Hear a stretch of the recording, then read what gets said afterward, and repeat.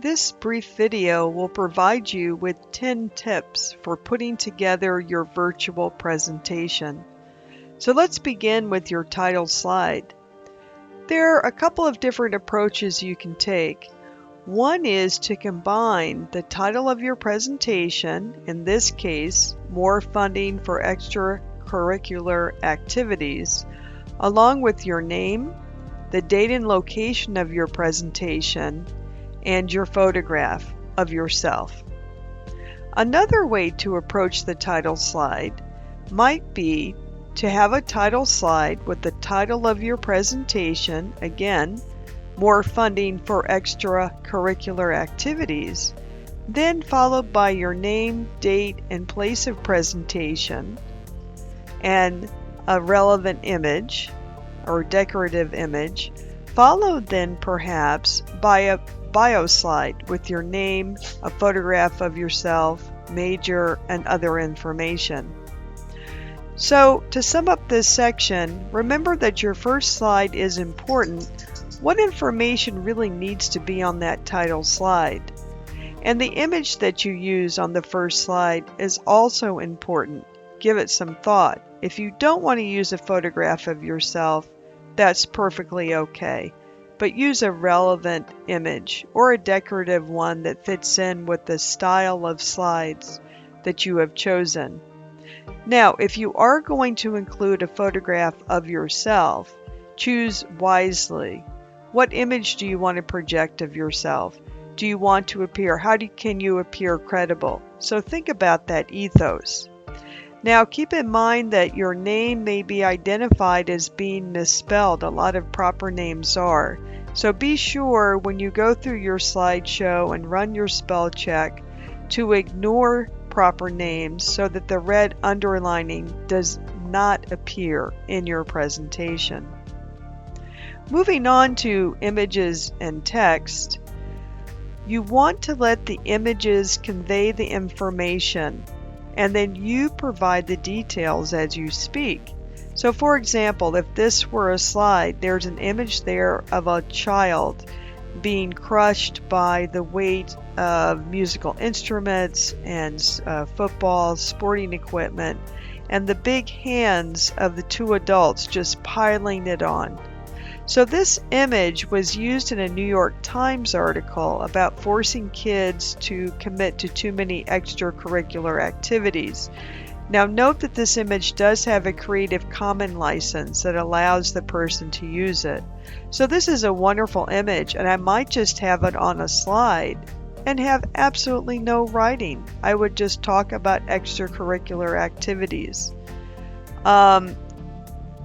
If you do want to put some writing on a slide, this is tip 2. Do not place too much writing, right, on a particular slide. In this case, you can see there are 1, 2, 3 sentences written out in full, long sentences on the slide, and that's just too much writing.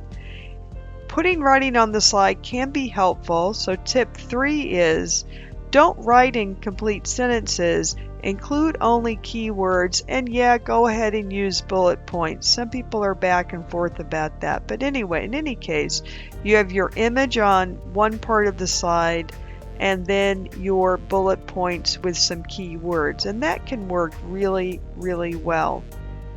Another tip, yes, you can put, if you've got a great quote by someone, have an image on the slide and then that quote. So a short quote can be read off a slide, and this will emphasize the quote, but include these quotes only if you're going to read them in their entirety. And typically only one quote should appear on a slide. So in this case, we have the same image of the little child being piled upon by the parents. And the quote is, "We must stop overloading our children with activities. They are not extensions of their parents." Dr. Wanda Milley. So that would work really well. One other thing, tip 5, do not use hard to read fonts. In this case, the font is almost like calligraphy, right? And if I were in an audience, I have the image I can see, but I might not be listening to the presenter because I might be struggling then to figure out what is written on the slide. So choose your fonts carefully, and they should be very easy to read. Tip 6 is to use photographs and images that are not copyrighted. This is very important. Use openly licensed images. And if you use PowerPoint, and probably Google Slides is the same, and Keynote, I know in PowerPoint you can search for photos, and you can find these images that PowerPoint will link you to images that can be used without a licensing agreement. And here are some other sources here. Pexels is a source at pexels.com, and Creative Commons. They have many openly licensed images that you can choose from. By the way, notice that there is underlining, and that's the kind of thing you want to get out of your PowerPoint, that red underlining where the PowerPoint the program thinks I've misspelled pixels. All right. Another thing, if you're using PowerPoint, you can let PowerPoint do a lot of the design work for you. If you click on both online pictures, you can get these pictures that are openly licensed. If you click on design ideas, there's a little tab at the top. It says design ideas. Definitely use this because they can really help you figure out how to put things on the screen. Let it do the work for you. So final points about visuals. Let your visuals talk for you. PowerPoint and Google Slides and Keynote, it's all about the visuals. Less text is better. In fact, do you always need text on a slide? Yes, you can read a short quote off a slide like I'm doing now, but do not include entire sentences unless you will in fact be reading the quote. Do not use copyrighted images or poor quality clip art. Consider using PowerPoint's design tips and online images, as these tools will help you with laying out the images and will help you find images that are openly licensed and free to use. And perhaps use more slides than you initially may think you need. Sometimes people are staring at a slide as you talk, and it may be that you could have put in at least another slide. We kind of lose interest, right? If there's too few slides. All right, so reading your script. Here's a couple of tips. Remember to whom you're talking. You want to welcome them in the beginning, and at the end of the presentation, thank them for listening to you. So look at the directions for the assignment. To whom is your presentation addressed? What do you know about them? So tailor your opening remarks to your audience. And when you end your presentation, be sure to thank your audience for taking the time. So tip 9, introduce quotes effectively when reading from your script. Remember, your audience cannot see your script, so you will likely want to say the word quote out loud. But don't read the in-text citations out loud, like page numbers.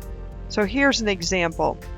According to a June 2021 report from the Centers for Disease Control, quote, the estimated annual medical cost of obesity in the United States was $147 billion in 2008, end quote.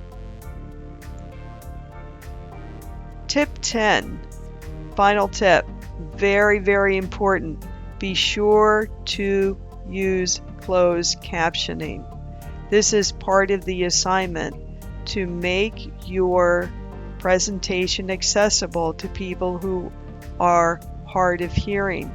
And in this screenshot, I'm showing you a lecture that I did about the American author Willa Cather, and you'll see at the bottom that the video is closed caption. So I will be looking for that. In terms of technical help, please contact our campus service desk for help with recording your presentation because they can troubleshoot much better than I can. You can submit a service ticket through Blackboard, and submitting a service ticket is often your best choice.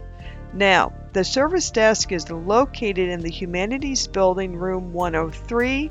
You can call them at area code 845-257-4357, or you can email them at servicedesk, all one word, at newpulse.edu. So I hope that these 10 tips will help you. They kind of put together a lot of the material we've covered in class. And as usual, if you have any questions, please do reach out to your instructor.